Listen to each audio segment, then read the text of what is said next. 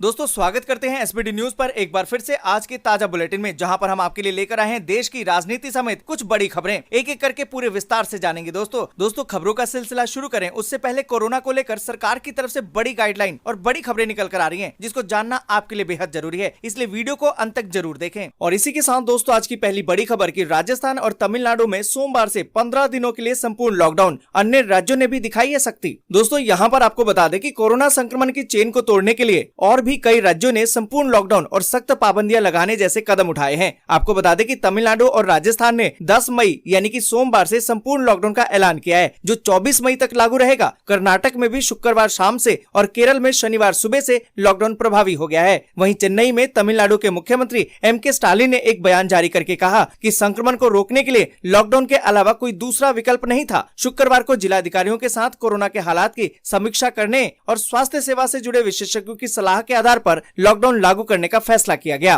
वहीं दोस्तों आपको बता दें कि पुणे में भी पुलिस ने वीकेंड लॉकडाउन को लेकर सख्ती बढ़ा दी है। वहीं दोस्तों आपको बता दें कि पूर्वोत्तर के राज्य मणिपुर के इम्फाल पश्चिमी जिले में भी शनिवार से 17 मई तक के लिए कर्फ्यू को लगा दिया गया है। इस दौरान आवश्यक सेवाओं, कोरोना जांच और टीकाकरण के लिए लोगों को घर से बाहर निकलने की छूट दी गई है। वैवाहिक कार्यक्रमों और अंतिम संस्कार के लिए जिला प्रशासन से पहले ही अनुमति लेनी होगी। और इसी के साथ दोस्तों अगली बड़ी खबर की ममता बनर्जी बोली, कोविड संकट पिछले 6 महीने में केंद्र सरकार के काम न करने का नतीजा है। दोस्तों यहाँ पर आपको बता दें कि पश्चिम बंगाल के मुख्यमंत्री ममता बनर्जी ने शनिवार को कहा कि देश में कोविड-19 संकट केंद्र के पिछले 6 महीने में कोई काम न करने का नतीजा है, क्योंकि केंद्रीय मंत्री और नेता बंगाल पर कब्जा करने के लिए रोज राज्य में आ रहे थे। आपको बता दें कि बनर्जी विधानसभा में तृणमूल कांग्रेस के विधायक विमान बंदोपाध्याय के तीसरी बार अध्यक्ष के तौर पर निर्वाचित होने के बाद बोल रही थी। और इसी के साथ दोस्तों अगली बड़ी खबर की नए मुख्यमंत्री बनने के साथ ही स्टालिन ने कोरोना राहत के तहत हर परिवार को 4,000 रूपए देने का किया फैसला। दोस्तों यहाँ पर आपको बता दें कि तमिलनाडु के नए मुख्यमंत्री के तौर पर शपथ लेने के बाद स्टालिन ने कार्यभार संभालते ही मुख्यमंत्री के तौर पर कोरोना राहत के रूप में हर परिवार को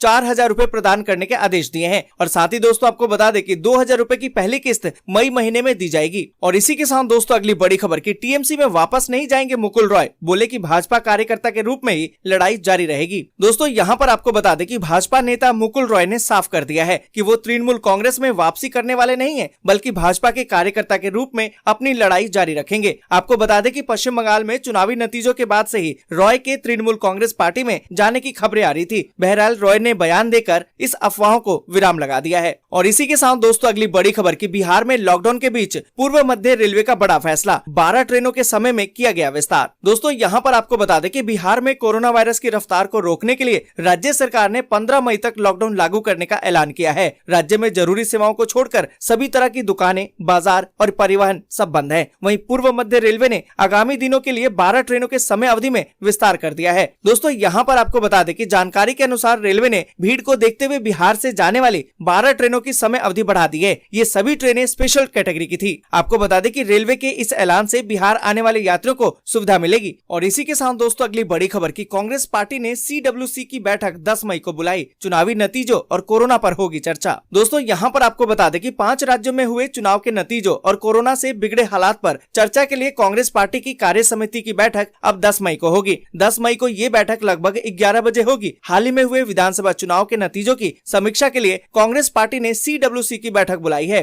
दोस्तों यहाँ पर आपको बता दें कि कांग्रेस की मौजूदा अध्यक्ष सोनिया गांधी ने पहले ही कांग्रेस पार्टी के खराब परफॉर्मेंस को लेकर निराशा जताई। उन्होंने कहा कि पार्टी इन नतीजों को स्वीकार करती है। दोस्तों आगे बढ़े उससे पहले एक छोटी सी रिक्वेस्ट है, इस वीडियो को लाइक और दोस्तों के साथ शेयर करना बिल्कुल भी ना भूलें, क्योंकि आपका लाइक और शेयर ही हमारी मेहनत का फल होता है। और इसी के साथ दोस्तों अगली बड़ी खबर कि कोरोना में जान गंवाने वाले 135 पोल अधिकारियों के परिजनों को अब मिलेंगे 30 लाख रुपए, यूपी सरकार का ऐलान। दोस्तों यहाँ पर आपको बता दें कि उत्तर प्रदेश पंचायत चुनाव में ड्यूटी के दौरान अपनी जान गंवाने वाले 135 पोल अधिकारियों को यूपी सरकार अब 30 लाख रुपए का मुआवजा देगी। यूपी सरकार ने ये जानकारी इलाहाबाद हाई कोर्ट को दी है। दोस्तों यहाँ पर आपको बता दें कि यूपी पंचायत चुनाव में ड्यूटी करने के बाद कई शिक्षक कोरोना संक्रमित हो गए थे। इसके कुछ दिन के बाद कई शिक्षकों की मौत हो गई। शिक्षकों के एक संगठन ने ऐसे शिक्षकों की संख्या 700 से ज्यादा बताई है, लेकिन प्रशासन ने इसमें 135 शिक्षकों की असमय मृत्यु को स्वीकार किया और उन्हें कुल मिलाकर 30 लाख रुपए का मुआवजा देने की बात कही है। और इसी के साथ दोस्तों अगली बड़ी खबर की उत्तर प्रदेश में 24 घंटे के दौरान सामने आए 26,847 नए मामले, वहीं 34,721 हुए ठीक। दोस्तों यहाँ पर आपको बता दें कि उत्तर प्रदेश में आधिकारिक आंकड़ों के अनुसार पिछले 24 घंटे के दौरान 26 25,847 नए मामले दर्ज किए गए। वहीं ठीक हुए लोगों की संख्या 34,721 है, जबकि इसी दौरान 298 लोगों की मौत हो गई है। वहीं दोस्तों आपको बता दें कि राजस्थान में भी पिछले 24 घंटे के दौरान कोरोना संक्रमण के 17,987 नए मामले दर्ज किए गए। वहीं 160 की मौत हो गई। तेलंगाना में पिछले 24 घंटे के दौरान कोविड-19 के 5,186 नए मामले दर्ज किए गए। वहीं 38 लोगों की मौत हो गई। उत्तराखंड में पिछले 24 घंटे में 8,390 नए संक्रमित मिले, जबकि 118 की मौत हो गई। और दोस्तों दिल्ली की बात करें तो पिछले 24 घंटे में 17,364 नए मामले सामने आए। वहीं इसी अवधि में 332 संक्रमितों की उपचार के दौरान मौत हो गई। जबकि अच्छी बात यह है कि 20,160 मरीज ठीक हुए। और इसी के साथ दोस्तों अगली बड़ी खबर कि बीजेपी नेता रूडी की चुनौती पर पप्पू यादव ने खड़े कर दिए 40 ड्राइवर, कहा कि जहां जरूरत हो ले जाएं। दोस्तों यहां पर आपको बता दें कि केंद्रीय मंत्री राजीव प्रताप रूडी के